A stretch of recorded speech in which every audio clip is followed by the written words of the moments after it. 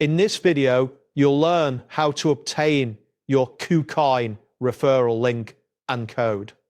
This process allows you to share your referral information with others, enabling you to earn commissions on their trading activities. Begin by navigating to the KuCoin website, open your preferred web browser, and enter the URL for KuCoin. Once the website loads, you should see the homepage featuring various cryptocurrency trading options and market information. Next, locate and click on the profile icon, usually represented by a person or an avatar, at the top right corner of the page.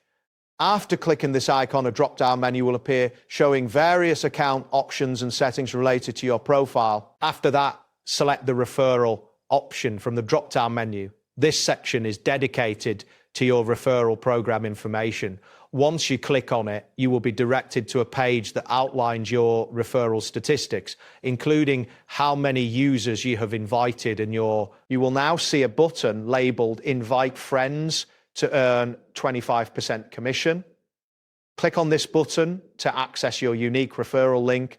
This is an essential step as it allows you to share your link with friends and potential users who will benefit from KuCoin's trading services. Following that, click on the referral code section to view your specific referral code. This code is vital for tracking the users you invite to the platform.